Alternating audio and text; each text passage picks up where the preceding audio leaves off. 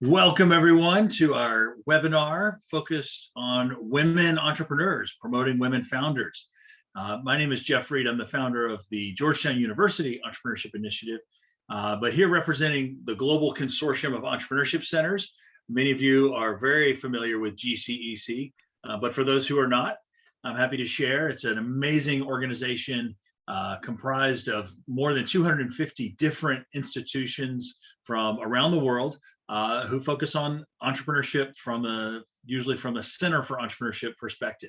So our organization has an annual conference. This year it will be in October, late October in Las Vegas. This past fall, we had a wonderful in-person event in Baltimore.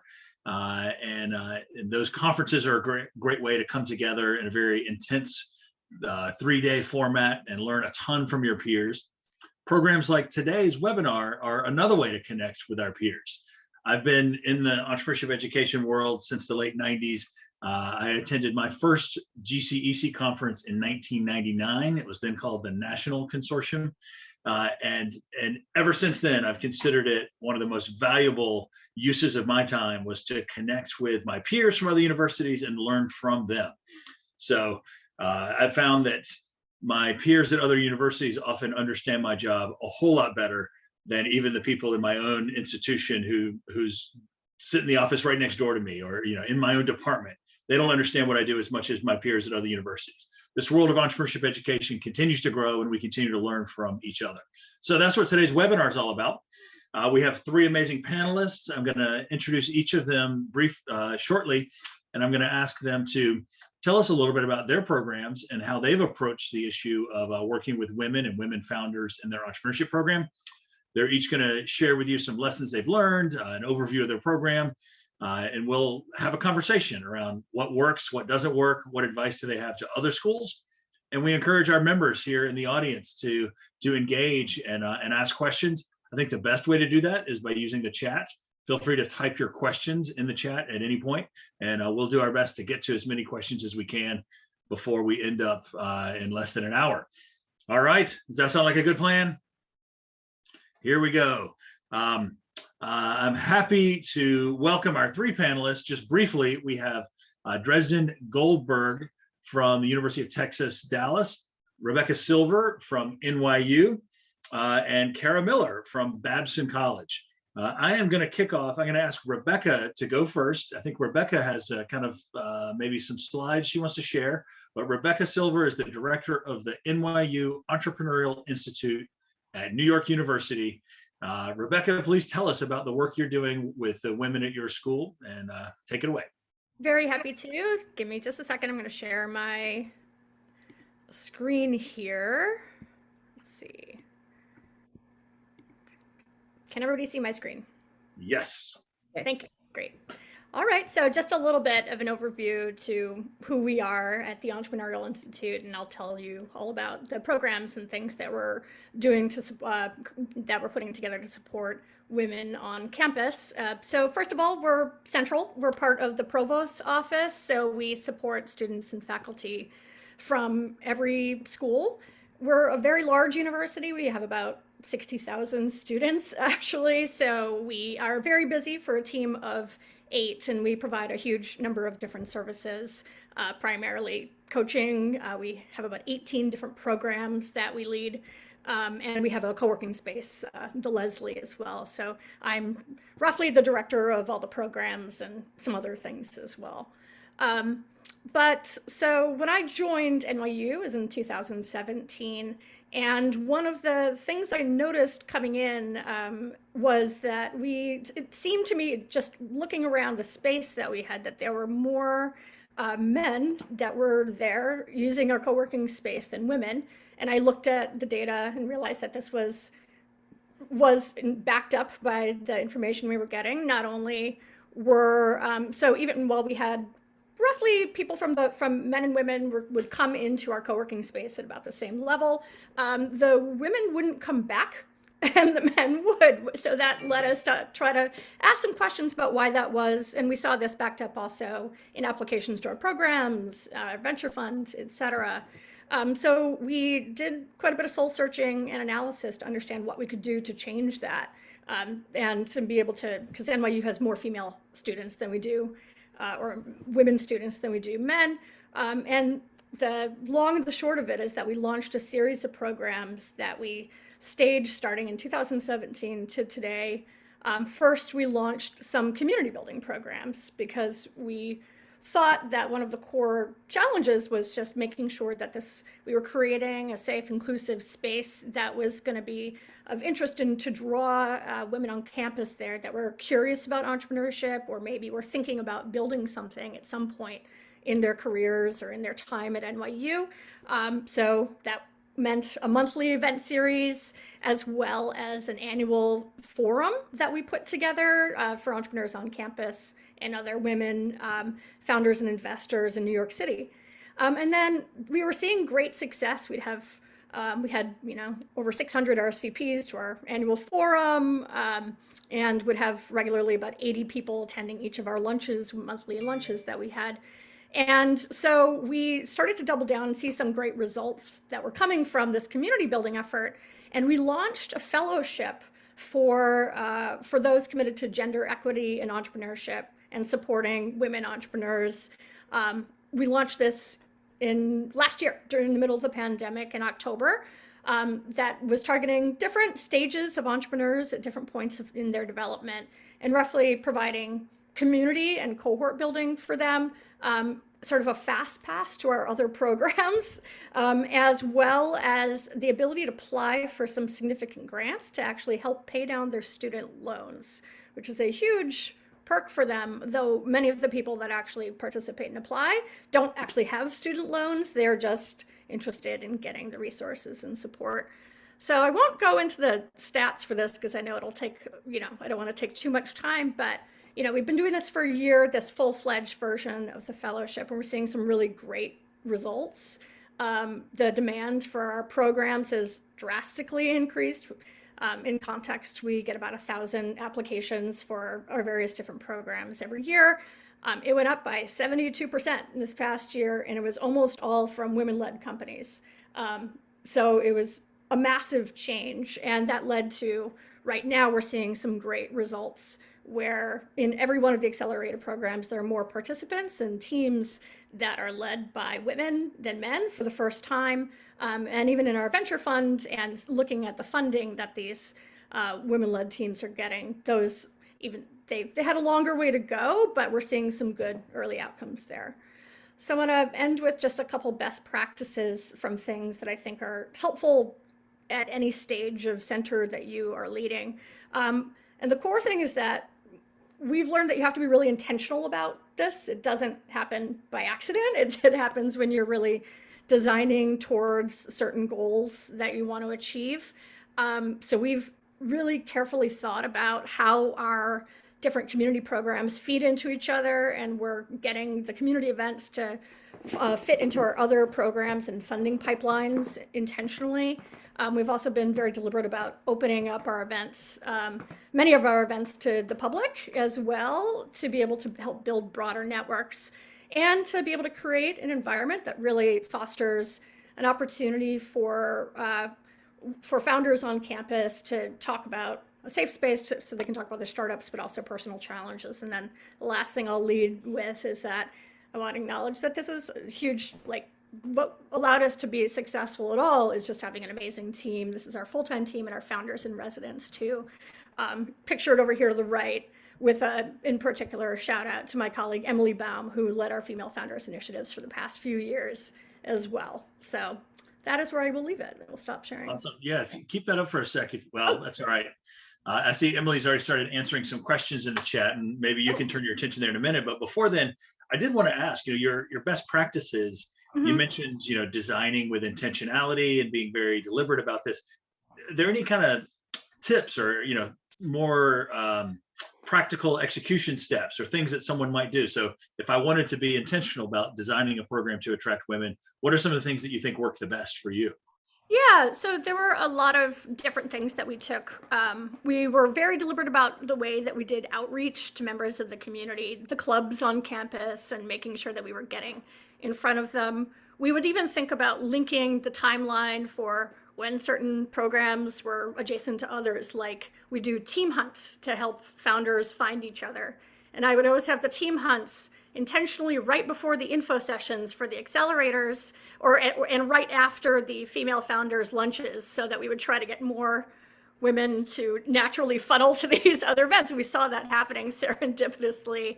And so it was a lot of experimentation, but over time we really realized and tried to tee up on a whole semester annual calendar, how do we rope these two pieces together so we can drive everybody towards our core programs funnel as well. And we set goals and things around it as well. So it wasn't unintentional. We were intentionally measuring the funnel between them.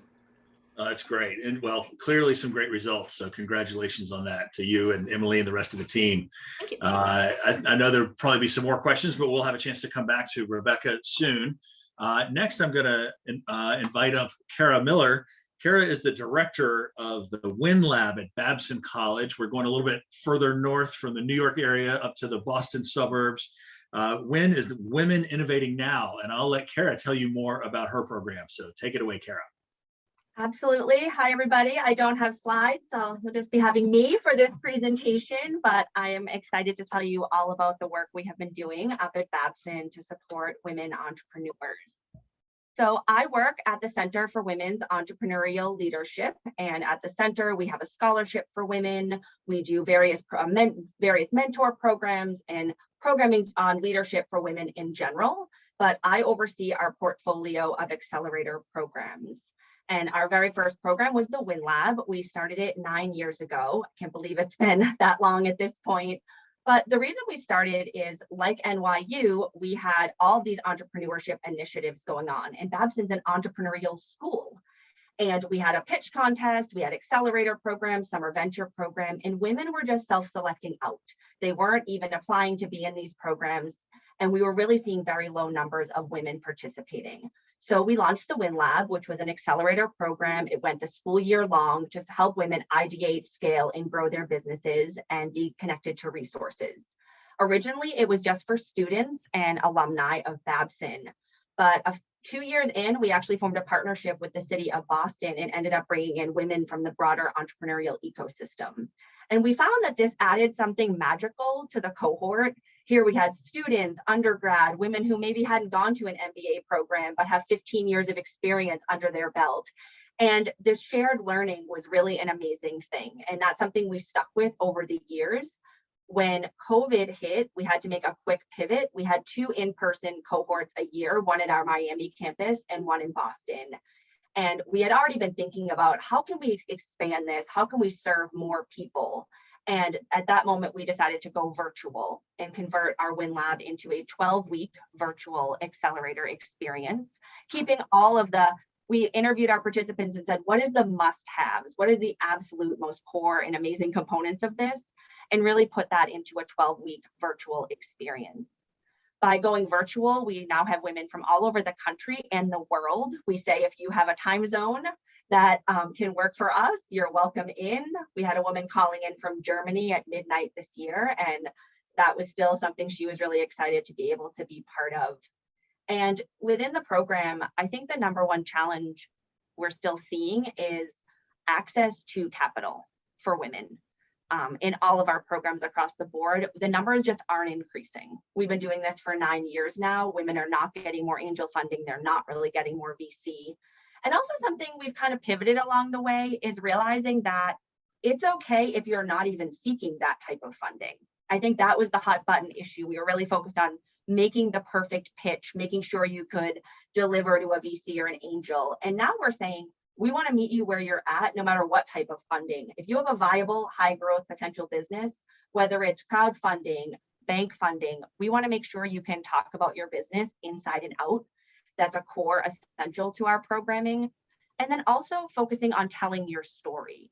So not so much making that pitch, but being able to articulate your business to whoever it is you come in contact with, whether it's that 2-minute conversation you have at a networking event, whether it's a opportunity to sit on a panel. How are we elevating women by really telling their stories and getting more visibility for them, which could open the door to a buyer, could open the door to a bank, could open the door to a potential angel investor, but really looking at this a little bit more holistically on how do we get women funded. And finally, I just want to add two more programs we've added last year, or in 2020. We also launched our Black Women's Entrepreneurial Leadership Program, which has been to support the unique challenges facing Black women entrepreneurs. That program has run 4 cohorts now, going by the same 12-week model we're using over the past 2 years. And we're actually also working with some private clients now as well, different organizations who come to us and say, hey, can you get us an 8-week accelerator? Can you get us a 10-week program? Maybe it's a 3-week consortium, all different ways to kind of get this message out and support women entrepreneurs through our private enterprise as well. Excellent. Thank you. I've heard amazing things about your program. I know the Babson Win program won an award from GCEC about 3 years ago for the excellence in supporting women entrepreneurs. So we congratulate you on that. But I also heard about it through one of my former students, a Georgetown graduate who launched her business in Miami and then went through your Win program down there. She absolutely loved it and had great feedback to offer there. So thanks for all the work you're doing there, Kara. Thank you. So Dresden, are you ready to roll? We're going to go from New York to the Boston area and now down to the southern US, to UT Dallas. Dresden Goldberg is the campus director of the Blackstone Launchpad. She's the director of programs and operations for the Institute for Innovation and Entrepreneurship at the University of Texas at Dallas. So with that, I will turn it over to Dresden. Go for it. All right. Can you hear me okay? Yes. All right. Great. I only have a couple slides. I promise they're not going to be terribly boring or anything. I want to say that you'll probably notice some trends that UT Dallas has done that fit in with what the other speakers have mentioned today as well. So as Jeff mentioned, I've been with UT Dallas for about 7 years, and the last 4 have been with the Institute. I manage our Blackstone Launchpad on campus, as well as all of our extracurricular activities. So this includes our accelerators, the pitch competitions, and our events. And obviously, as a university, our target audience is students, but we also serve alumni, faculty, and the community. And when I joined the Institute 4 years ago, I noticed that very few women were taking advantage of our entrepreneurial programming. And although the UT Dallas student population is close to 50% women, less than 2% were participating in extracurricular entrepreneurship programs. So to remedy that, we launched a women's summit. I think you've heard that before, right? So we launched this event in 2018. And then following this event, we launched our Galaxy Women's Accelerator. And so now in the Galaxy Accelerator, we typically have 30 to 40 women in the cohort. They go through an 8-week business building curriculum. It really shows them how to get the basics of an idea off the ground. Once we launched these programs, we also saw the participation in other programs grow as well. So for example, since launching the Women's Summit, half of the finalists in our Big Idea competition have been women. Also, our entrepreneurship student club organization has had entirely diverse groups leading the club now. And in fact, 1 year it was entirely women, which was awesome. Also, our Comet X Accelerator, which has been around for 10 years, had women's participation grow from 0.06% to 24%. Another program that was impacted was our UT Dallas Seed Fund class, and it's typically male dominated. We saw 1 to 2 women in the class each semester, and since launching our women's program, now half of the class is women. And we love to see this because these students go on to get internships in VC firms, and one just recently graduated with a full-time offer at a VC firm, so really exciting. Now, recently we received some recognition from GCEC for a program we call Innovate Her. This is for middle school girls. We bring them to the UT Dallas campus. Not even going to mention COVID and how that's impacted it. You know, we had to switch virtually, but in previous pandemic times, we were all on campus together. We teach them about STEM and finance and entrepreneurship. It's a day-long conference, and we see these middle school girls' interest and confidence in these topics increase by 20 to 40% just in that one day. And a big part of this conference is the mentoring. So we bring in a variety of women founders and professionals to speak with the middle schoolers throughout the day, and then they work with them side by side in the workshops. And we believe this early interaction with the women working in STEM and entrepreneurship, it introduces the students to career paths that they may not have considered in the past, and also helps negate any stereotypes that they may have had about certain professions. And it's just it's one of my favorites. It's really impactful, wonderful day. So I think that summarizes all of the things that we're doing to support entrepreneurs and founders. Just to touch on a couple best practices, these are almost exactly the same as what was said before, but just being really intentional in inviting speakers and mentors for your programs, and that goes across everything. Use inclusive language and graphics in your marketing materials and how you're presenting these programs on campus. I highly recommend consulting diversity leaders. At UT Dallas. We have the benefit of having a gender center on campus. We have a military center on campus. You know, these different groups are constantly working with me and giving advice on how we present our programs. So if you don't have that necessarily within your center, reach out to community leaders. I'm sure they will be happy to help with that. And then also take some of your own advice, be entrepreneurial, just try it, get started, and iterate along the way. So that's all I have, and looking forward to the rest of the discussion. Awesome. Thank you, Dresden. Thank you to all our panelists. I'm going to ask a question of all three panelists now. And this, it's weaved in with some of the things that you've already mentioned, but it sounds like there's a mix of some programs you've created that were very specifically for a female audience. And then there's also been some efforts to encourage more female participation in your, what we might call kind of mainstream programs, right? So there's kind of a choice or a dichotomy between a women-only program and then trying to get more women into your other major programs. How have you thought about that dynamic? You know, and obviously there's strategies that work in both ways, but have you made it a conscious choice on one side or the other of that kind of choice? And Rebecca, looks like you're ready to go, so I'll let you go first. And then anybody that wants to chime in after that from our panel, please go right ahead. Sure. I think for us, we see these as intentionally complementary.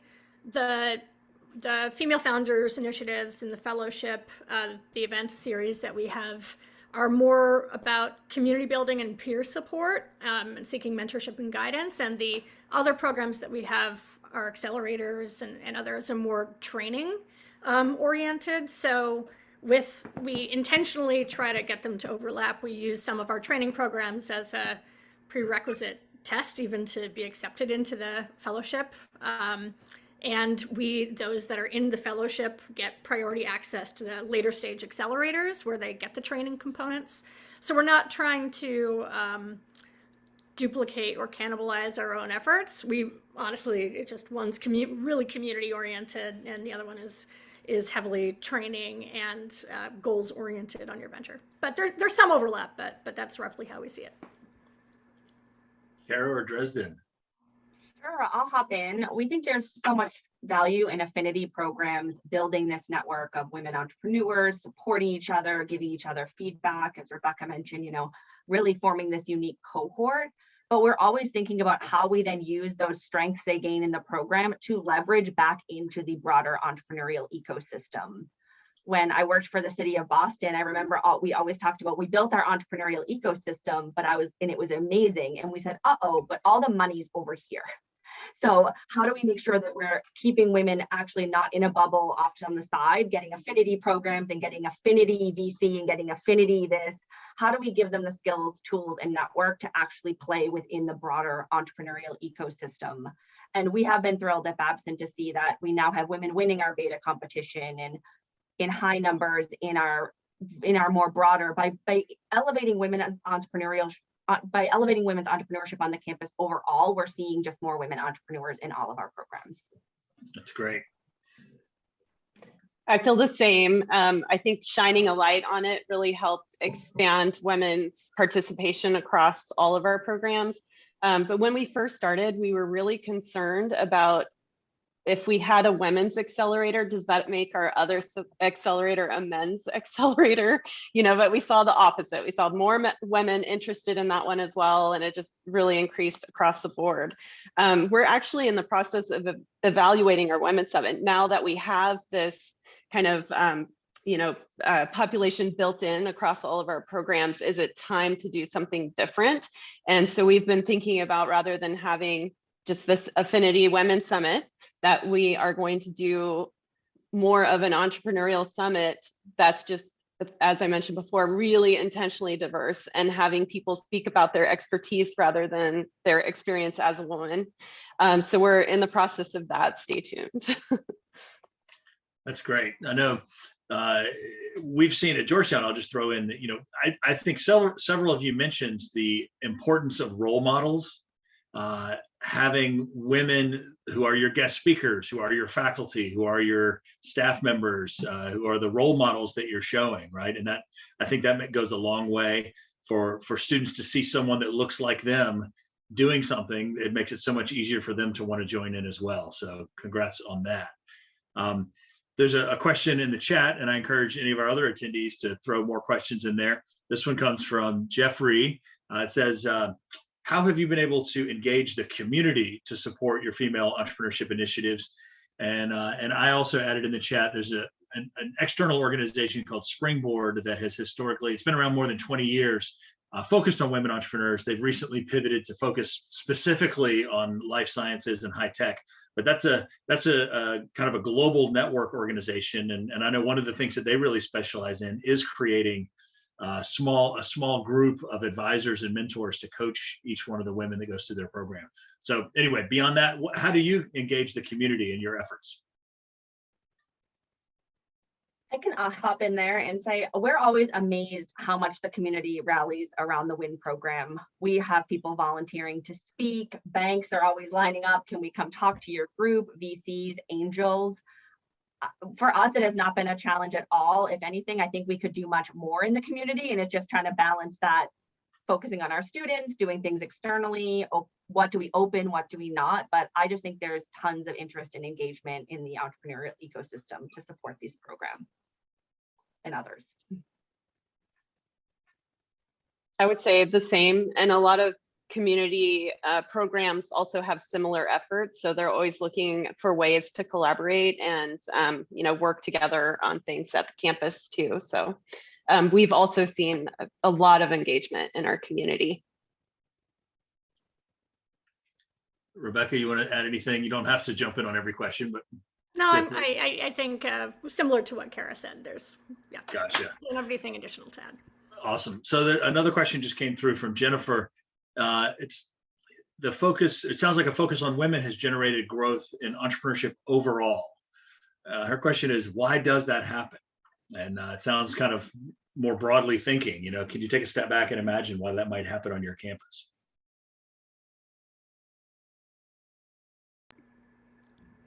Good question.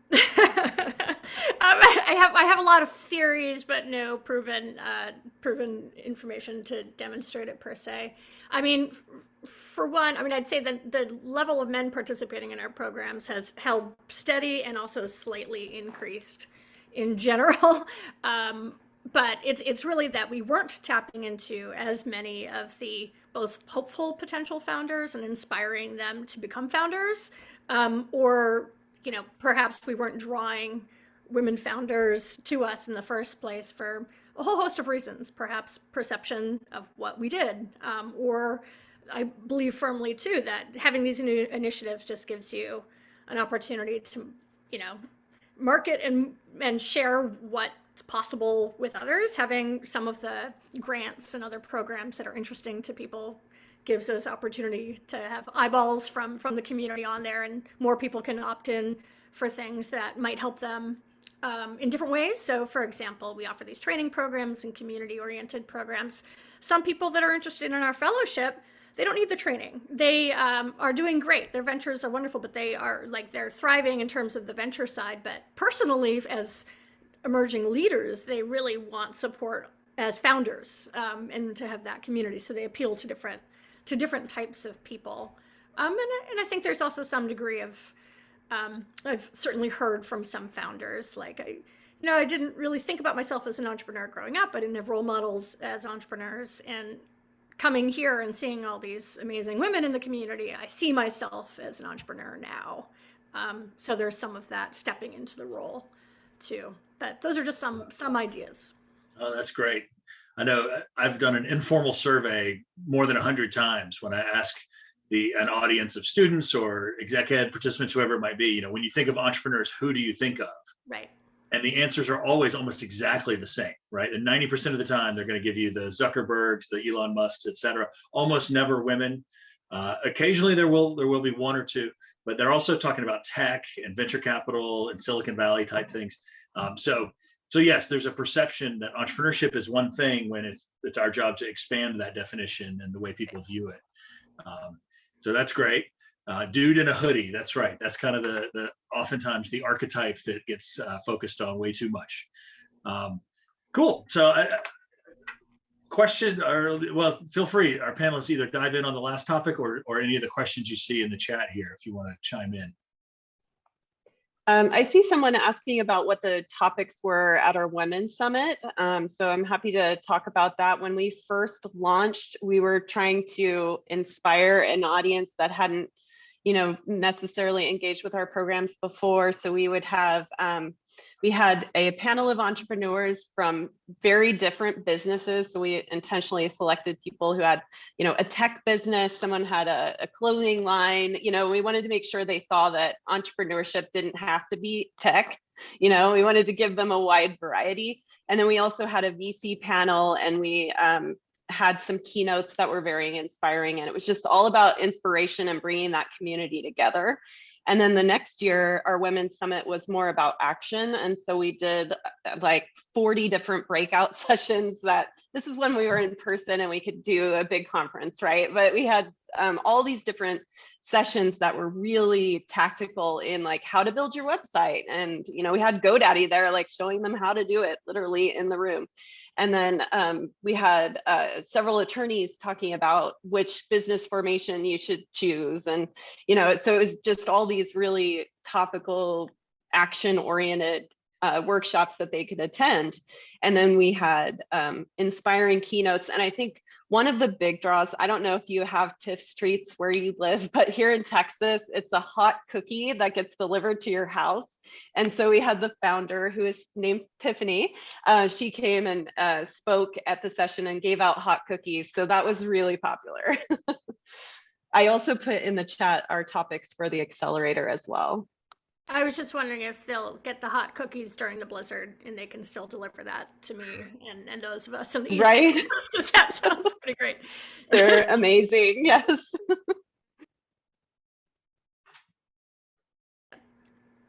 I had seen a question about Jeff. Do you have a question or? Go ahead, Kara. Oh, sure. I was going to hop in on the question about trends we're seeing on the types of businesses and female founders. And I had mentioned earlier, we're not just focusing on tech. We say that the Win Lab is industry agnostic. I'd say we break them down into a few different buckets. We always have some fashion businesses. Then what I like to call my shark tankers, which are those that have some sort of a really cool product, consumer product. We'd work with food businesses a little bit in the Win Lab, but mostly those that are going on a catering model. It's a little challenging to work with the early stage brick and mortars just because they have unique challenges. So we do have an accelerator at Babson that really just focuses on those food businesses. And then service-based businesses that have a high growth model. So something where you're not just a consultant and it's limited to you yourself, but you have some sort of a service base that can be replicated where there's coaches or some sort of component that's looking to grow. We are sometimes asked at Babson, well, where is the AI? Where's the robotics? Like, yes, there are definitely women starting some of those businesses, but being in Boston, I would say they're more likely to be at a Harvard or I think we have a lot of robotics and AI and really high tech focused accelerators here. And we kind of are capturing that other very broad audience in the tech service consumer space. Yeah. For us, I'll say it's a smorgasbord. We're a very large university, and between supporting faculty, staff, and students, we've got over 100,000 people at any one time that might come to our center, and actively we have about 1,400 students every year that we're meeting with for coaching or more. And so certainly, we see it really runs the gamut. I would say it's fewer of the sort of deep frontier tech side of things from those that are women relative to their male counterparts. More direct to consumer goods are the things we're best at supporting, are more scalable ventures. But similar to Kara, scalable doesn't have to be your pure tech business. It could be you're achieving some scale that isn't always one-to-one man hour to the results that you're getting.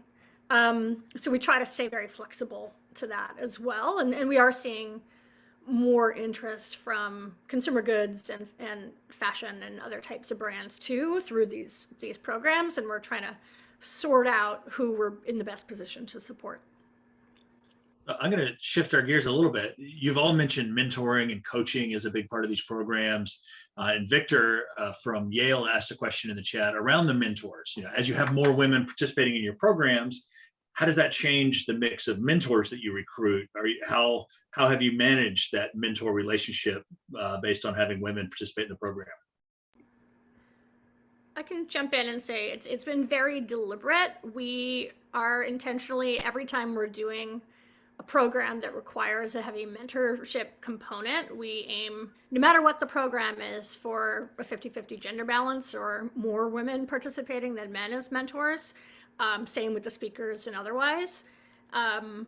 So yeah, we set goals around it and we're very deliberate about it. We don't always meet them, but we seek to meet them and we work hard, not just right at the moment before the program starts, but it is to cultivate relationships that make it easier for that to just happen naturally without us having to put a great amount of Herculean effort right before something has to go out the door.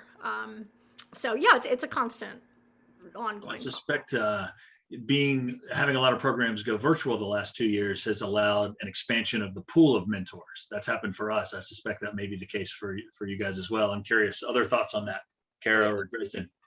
Yeah, I think that has been one of the really amazing aspects of going virtual is the amount of mentors that we're able to access and really the caliber of mentors from all over the country. It used to be, can you drive downtown and park in a garage and, traffic, etc.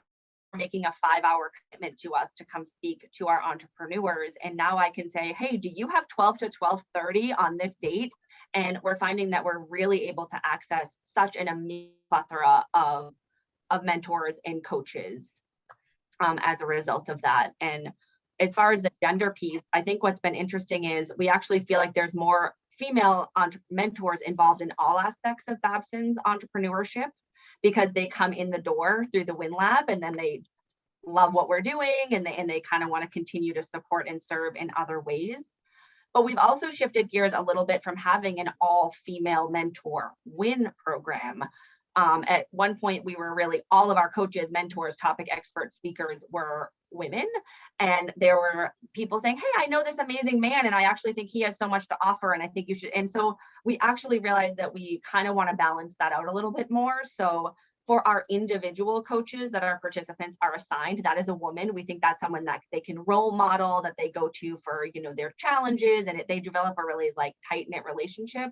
But for office hours, our mastermind experts, various other people they'll interface with, we've really tried to gender balance that a little bit more. Awesome. All right. So here's a question that Brad Burke, who many of you know is the executive chairman, grand poobah of GCEC. What have you tried that failed? What hasn't worked? And what did you learn that from that experience that other peers here might be able to avoid your mistakes? I can share. I think we went virtual. I told you how amazing that was in 2020. I felt like when we first went virtual, people were so hungry for human connection that they were just like, oh my God, I have 20 other women and we're on a computer together and we get to hang out, and they were delighted. I wasn't anticipating some of the Zoom fatigue we felt this fall. it felt like the energy just wasn't quite as high. And I felt like I was giving so much more, you know, when you were engaging in those sessions. And we realized that people are really getting hungry for some in-person engagement as well. And so we pivoted a little to give them more networking hours to get to know each other, let people figure out where they were all from. And some, using our WhatsApp group, people started forming some in-person get-togethers, sort of outside of the context of the group. And now we're trying to figure out what's next. How is that some sort of a hybrid going to work? If we want to have people from all over the country, do we try to region it?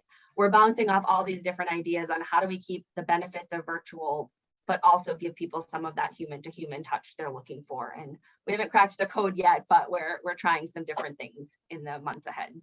If you crack the code, let us know. Yeah, I will absolutely let you know if we find the magic solution. We're trying to roll this out. Yeah, so, you know, it's not like we have a magic formula for things that work. We're constantly trying different things, and sometimes certain events and topics are more popular than others. And, you know, or sometimes we just get the time of the year wrong and we realize, like, whoops, turns out more people have their midterms right now than we thought, and we don't have a great turnout. So it turns out our student entrepreneurs have to be students too. It's kind of crazy. We've heard that. Yeah, we've heard that, and that's correct. That's their first priority as students. Yes, especially for the undergrads and those that are full-time. Yeah, students. So it's an ongoing. You know, there's lots of little things that have completely not worked. I can't think of any big meaty things because we're constantly tweaking and iterating, but very happy to share when and if we do get those things. I'll share one that in Dresden. You looks like you're ready to go, so you can go ahead first. I was just going to share, when we first started Galaxy, you know, we already had our Comet X accelerator that was well established and well programmed, and we thought we could do some combined sessions. So we brought the Galaxy cohort together with Comet X, and it did not work at all. And it was, I remember being out in the hall thinking, I just killed the Galaxy program before it even got off the ground. It was just like, you could just feel the energy in the room. It was like two different, you know, completely separate programs. So I would just advise, if you're going to try something, that just try something new, rather than like tacking on to something that's already there. We were trying to take advantage of the speakers and the programming that was already established and do some separate like sessions just with the Galaxy cohort, and that model just did not work right. So the next semester we went just completely new, and it was amazing. And that's what we've been running since then. So. Great. I know at Georgetown University several years ago, we hosted an event, and it was a specific event focused on, it was a speaker event, a panel of women entrepreneurs. And we targeted it very strongly for women entrepreneurs or women students. And we got some kind of harsh feedback that a lot of people said, hey, we don't want our own program. We just want more women in the general programs, right? They made a point that a couple of our recent events had all men speakers. And it was a wonderful point. And we've been extremely careful not to have any more manels, right? If you haven't heard that word before, the day I learned that, I was like, oh shit. You know, if the panel is entirely men, that's a manel. And you just don't want to do that, right? So it's just an example of something we learned along the way. And now over 60%, or I think it was close to 70% of our prize money over the last 5 years has gone to women-led teams. And women are participating at higher rates than men. Some are in the chat, we're talking about this growth in women in our programs. It's kind of necessary, right? Because at least in the United States, men are going to college at much lower rates than women. I think it's 60% to 40% as the college going population now is more female. So if our entrepreneurship programs are not able to attract women, then they may be shrinking their total addressable population. So a good thing to think about there. I have another point or a question too. Like, how do you engage your alumni association around this topic? I know for Georgetown, our alumni association puts together its own women's forum, an event that happens once a year. And we went to them and kind of helped them make sure there was an entrepreneurial component to that. And it's actually been a really successful part of their program for several years now. But you know, making sure that the alumni for your school who are successful women entrepreneurs or otherwise want to engage, if you had any successes or failures on those lines.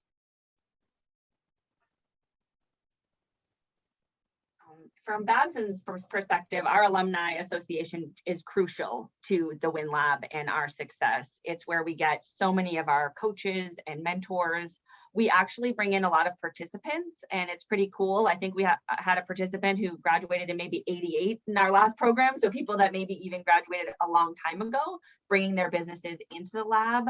But also, we often also find coaches, judges, speakers, people who want to support the lab. So I think overall having a tie-in to them always sharing our work with the Alumni Association has really elevated everything that we're doing. For us, it's more of a one-off. We don't have as much, we share successes and wins, and we'll share individual contacts of a potential, somebody who could be a great speaker or mentor, but it's not a direct tie-in in terms of events and other things like that. So we should be doing more of that. Yeah, I would say that we also at UT Dallas should be utilizing the alumni network much more than we have been, but often it's reaching out to them to ask, if they have any entrepreneurs bring in as mentors with a specific expertise, or if they've heard any recent success stories that they may be aware of that we haven't heard of that we can promote as well. So we're still working on building that relationship and making that much more stronger, but so far so good. So here's a question that came up in the chat is around resource allocation, right? Most of us run programs that are not overly funded, and we're kind of strapped. There's more cool things we can do than we have time to ever do. So how difficult is it to create a separate program like some of you have, focused on a specific population? Did you have to find specific resources to dedicated to that purpose, or have you found ways to do these things without a tremendous cost to the program? For us, it's been a mix. We rely on, so we're 8 full-time staff. When we started these programs, we were 11 full-time staff. So we've shrunk by 3 and added way more programs. So we've got a killer team that just works really hard. But one way we supplement that as well is that we have a group of founders and residents who are extra coaches and trainers. They are all alumni, not of just of NYU, but alumni of our programs. So they know how we do things and what that looks like. And we bring them in. They volunteer to do this. It's not a huge time commitment, a couple hours a month or so, but it makes all the difference, specifically within some of those training programs. We don't have to give them a lot of training because they've been through it from the participant perspective, and they also learn from seeing it. They're all people that are working on their ventures full time. They also see this, like, it's easier to look at somebody else's venture and to get learnings for your own venture sometimes, because you can, separate your biases a little bit more, so they get a lot out of it. So that's been one critical way that we've helped to kind of ensure that we have enough human power to do some of these things. We also have a really small team. We have 6 full-time staff who are all here, which you're all awesome. Thank you so much for everything you do. But we also supplement with student workers that we can bring in for specialty. Like we have a web developer who helps update all of our websites for all of our programs. And we have a mentor coordinator and things like that. So it's been really helpful to have them. And then also for accelerators, we actually contract that out to an entrepreneur in the community. And so they use their network to bring in all the speakers and the mentors and the judges. And it's really hands off for us. We bring them in and then they take care of the rest, which has been awesome. And I can hop in. I would say that for a lot of us are more student-facing programs, leadership and development and mentoring, that's all underwritten as part of the college. But for our accelerators, we turn a lot, and especially during these challenging times over the past couple of years, have really had to turn outward and spend a lot of time securing grants. I also had mentioned earlier that we have started working with some private partners where we're designing programming for them, and delivering some content in an external way so that it can continue to fund our operation overall, and we can continue offering, free and scholarship seats to others. So really kind of looking at some unique revenue generating models as well from our accelerators to bring in outside funding. Kara, do you mind if I ask you a question on that last piece? Sure, absolutely. So when you're thinking about engaging these external groups, how do you evaluate? Because for us, we've thought about doing some of that too, but then we think, well, it would take us so much time to execute on those things that we might as well not do, like it might not be worth the cost benefit of what you get, given it would be taking time away from other activities. We already feel like we're running around constantly, overworked. So how do you Absolutely. balance that? Yeah. I will be honest, we spent years trying to figure out how we were going to do this. When the WinLab was in person, it was much more difficult. It was, do we do a train the trainer? The WinLab was very, very expensive to run when it was in person, and there was a huge finale and there was a showcase day and all of these things. Now that we're virtual, the WinLab is really this very clean 12-week thing that can be replicated, and we know exactly how it runs, how the onboarding goes, how to reach out to people, how many volunteers we need. So we're able to kind of come to people with this is exactly what it is. This is what it looks like. We often have them recruit their own mentors, because if not, it would just be impossible for our team to replicate. Mm-hmm. So, thinking of synergies, what can we bring to another group through our content and delivery and our model? And what do they bring to the table so that because if not, it's unsustainable for our very small team. Thank you. Great. I know we're probably all saving money in catering over the last couple of years, but that doesn't mean we're flush with cash, right? Absolutely. There's been some good chat here around the fact that sometimes it does take extra work to make sure you have the right diversity in your programs. We've talked about that in some other GCEC webinars, whether it's gender related or any other type of diversity you're seeking. Sometimes it is harder to find mentors, speakers, and that sort of thing. But I know we've found that it's worth it to just work extra hard to make sure you do that. It's kind of imperative that you work extra hard to make that case. Agreed. And if I could add one more thing there, you want them to have a good experience too. And if they have a good experience mentoring and speaking, and they feel valued and like they're helping build a community for themselves and others, then they come back and it becomes a little bit less work over time. But it is absolutely extra effort, and I think it just requires a little more planning. It's not always like man hours, more work, but it requires a little bit more planning. Or woman hours. Person hours, yes. Sorry. Absolutely. Yes. So you just mentioned this kind of community building. I believe so much of what we all do is building communities, and then those communities reinforce the things that we want them, or hope we want them to do, right? Like, so when you have people that go through your program, they often become the folks that then help the next generation, and they become part of that community. I think it's extremely important that those of us who lead these programs are very intentional about the community and the culture that we're creating, and all types of diversity are a part of that, but certainly making sure that women are not just participating, but helping in all the ways, and everybody feels welcome. So I think we're getting close to the end of our time. So I'm going to go ahead and close out here. And please join me in thanking Rebecca and Kara and Dresden. Congratulations on the work you're doing. Thank you for sharing with us and being open about what's been working, as well as what doesn't work all the time. We really appreciate that. Our next webinar is scheduled for February 25th. Everybody who registered for this one or who is already on the GCEC mailing list will learn more about the details and the speakers and the topic of that in an email coming out probably in about a week. Today's webinar will be posted on the GCEC website, and along with all the others.